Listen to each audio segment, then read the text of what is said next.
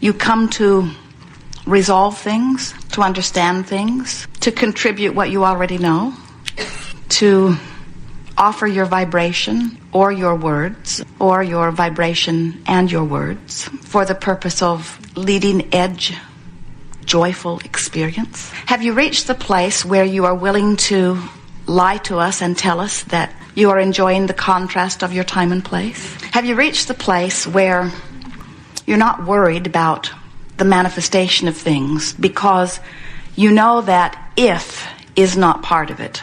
It is certain that what you want is coming. It's just a matter of timing. So you are joyously, patiently enjoying the unfolding, yes? Yes, you are lying, yeah. It's all right. We like to play with you about that because when you are aware that whatever you want is coming. Esther said to Jerry yesterday, it's interesting, not only does the universe know the problems that we have projected into our future, the universe is already working on the solutions to the problems that we're creating. She said, it sort of makes you not want to worry about anything because the solution is right on the heels of the problem. And then she said, maybe I could even call the problem the asking. Maybe standing in the place that I don't want to be is really what the asking is. So when I'm standing in a place where I am anticipating a problem or sensing a problem or even living a full-blown problem, Esther opened her sound computer the other day and the screen broke right off of it. Not completely, but enough it didn't work. And Esther said, this is a problem. Can't edit tapes, can't record seminars. And then she remembered that she has a backup computer. And fortunately it happened when the person who created their sound machine was standing next to her. What are the odds of that, Esther said. Interesting, she said, things like fan belts are going to wear, but the timing of when they break is everything, isn't it? And so when you begin to relax and understand that your well-being is so in place, and if you would relax and trust, not stand in this tense place that, oh, what would happen if the lid breaks off my sound computer, but instead, oh, things like that may happen from time to time, but it will always happen in the perfect timing, and it will never disrupt us. It will never be a big problem. Then you can begin enjoying what sometimes you try to positively call the challenges of life. We would prefer to call them the adventures of life. You really did not come forth into this physical environment from your non-physical perspective saying, oh, I think I will wait until they get my nest completely feathered and then I will go forth and just live happily ever after in my feathered nest. You said, I am a creator. You said, as Esther's favorite commercial from many years ago said, Mother, please, I'd rather do it myself. You really want to work in concert with the universal fairies of the universe, with law of attraction, with the energy of well-being. You really want to be the creator of your own experience. We know you do. But we want you to stop tensing against possible problems, and we want to say to you that they're not possible problems, they're certain problems. It is absolute that you're going to have questions in your mind all of your life that you don't have immediate answers for. This is what deliberate creating at its best is about. And the more you mix it up, Esther and Jerry and their sound person who helped them with their machines, call this the bleeding edge of technology. And what they mean by that is there's always something new. He said, let's upgrade to operating system 10. It is more stable. Esther said, all right. So they went into Santa Monica, found the Apple store, stood in line, played with other happy Apple people, condemned IBM people to one another, referred to it as the dark side, bought the new computer, got back to the motor coach where they were installing the software, only to discover that the sound card, which is necessary to hook into the microphones, does not work with System 10, or at least not with the amount of information they had so far. Esther said, this is a problem. And we say, this is an asking, to which there is an answer. The question that we want to put to all of you is, how much grief do you decide that you will endure in that little interim space between the question and the answer, or between what you perceive as the problem and the solution? And what we are wanting you to understand is, if you will step back into the knowing, into that trusting place where you know that well-being is coming to you, and just because you can't see the answer right now doesn't mean there isn't one on your horizon, and that if you would relax softly into the sensation and knowing and belief. Well, let's start at the other end of the scale. If you would relax softly from your agony into your hopefulness, into your optimistic pessimism, into your sort of wanting to believe, into your believing. In other words, if you could just step back and look at the millions of other things that are happening around the planet that are going well, if you could look at the thousands of things that have gone perfectly well for you even in this day, if you could focus upon what is working instead of fixating on the problem. So you're getting a sense of what we're talking about here. So life experience is giving you contrast, which is causing you to have clarity about what you want. And whether you call it a problem, whether you call it a dilemma, whether you call it a question, it does not matter what you call it. In the moment that something that you want has been formulated within you, whether you have the answer or not, the answer is forthcoming, because when you ask, it is always given. So what we're wanting to help you to do is to become so aware that the answer is coming that you stop grieving so much about a seemingly unanswered question or a seemingly unsolved problem, because there aren't any long-term unsolved problems. They're all temporarily unsolved. They're all temporarily unanswered. And they would be instantaneously answered. You'll get so good at this as you get into this place where you start trusting things to go well for you. Jerry and Esther recall going to a restaurant with Louise Hay. It was the first time they'd met her. She took them to a lovely restaurant, and she picked them up in her fantastic Rolls Royce. Esther asked her, "Pardon me, do you have any Grey Poupon?" And she did. She keeps a bottle in her glove box just in case it comes up. And then she parked this magnificent car in a space for a compact car in a very confining underground garage.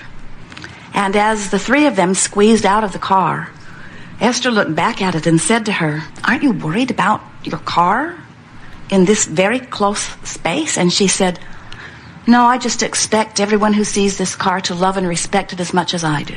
In other words, she's practiced herself, not just about her car, into expecting good things to come. In other words, she has come to the place of understanding, and this is what we're wanting you to realize, is that there is no such thing as a problem when you understand that it's only an asking that is always answered.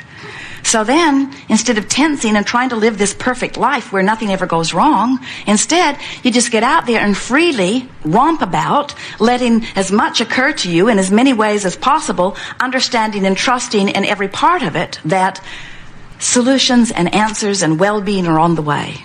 And then you begin to lose your fear of life. You begin to lose your worry about what might come. And then, friends, you really begin to live.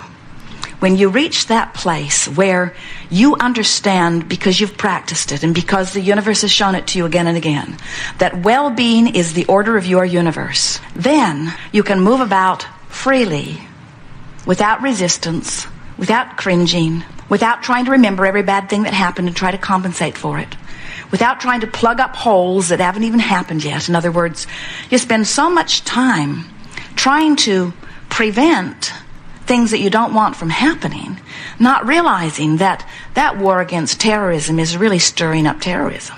That war against poverty is really stirring up poverty. In other words, you just cannot focus upon the problem and beat the drum of the problem without activating the problem within your experience. And that's the reason you tense about problems. That's the reason you worry about a problem occurring, is because you've seen them. You know that things can happen, things that you don't want to happen. You look around the world, you know that people are living experiences that you don't want to live. But we want to say to you that if you can want so much to feel good, that you decide today, and we'll really go after it with you, that you decide today that you're going to work on your own vibration, you're going to work on your own point of attraction, you're going to work on the way you feel, because nothing is more important than that you feel good. Because when you feel good, you're offering a vibration that can only let in what is good. So how do I, in my physical form, shorten the gap between my identification of a problem and my allowing of the solution? You get your eye off the problem as quickly as possible and start focusing on the solution. So what are some reasons why you might not get your eye off the problem? Well, you might have someone close to you who doesn't understand how great your problem is. You might feel a need to explain it to them so that they understand why you feel the way you do. Because they're happy and they think you should be, and you want to explain to them why you're not. That's one big reason. Ringing some bells with some of you. Sometimes Jerry will be so happy and Esther will be in such a dilemma, and it is so annoying to her that he's so happy. Because it's like two different radio stations. They can't talk to each other. Something's got to happen. Either she's got to come up to his vibration or he's got to come down to hers. So there's a little battle of the wits. Let me explain to you. Let me justify to you why I feel this way. So maybe you won't think badly of me. And what we want you to understand is, it does not matter what anybody else thinks about you. The only thing that matters is your relationship with your source energy. That's what all of your emotions are about anyway. Do you know that? You are extensions of source energy. Do you know that? You are flesh and blood. Yes, you are. Here you are in your magnificent physical bodies, but you are vibrational beings. You are energy, first and foremost. And the energy that is you, that is really you, that is your source. You call it my soul. You call it my God force. We call it your creative life force, or the energy stream. This non-physical energy that is really you vibrates in this pure place of non-resistance. Pure positive energy, liquid love. That's who you are. So when you find things to think about that are vibrationally equivalent to your core or your source, you line right up and you feel wonderful. You thrive. That's what that thrill of appreciation is. That's what that thrill of love is. That's what that thrill of well-being is. Aligning with who you are. But when you focus upon something, and as you're focusing, even if you don't know you're focusing, you feel negative emotion. What that means every single time is you have introduced resistance to your, what would be a pure vibration if you weren't introducing resistance. So if you're loving you, you feel great. If you're feeling guilty about something or feeling unqualified or unworthy, you don't feel so great. And it's because your thought about you does not match your inner being's thought about you. Your inner being adores you. And when you don't adore you, you cause resistance in your vibration. We see so many of you not adoring you, and then feeling defensive with others. Do you know that the majority of what goes wrong in your experience, we can say this a better way, the majority of the reasons that you feel negative emotion are because you don't like you. And the reason you don't like you is because you've been looking to other people who don't care about you to be the path of liking you. Some of them, the most loving of them, are the ones that misguided you. Here's what we mean. Somebody adored you and you liked it. Remember? Feels so good. You want to lick their face. When they love you, it feels so good. And the reason it feels so good when they love you is because they're in tune with source energy and they're spewing it all over you.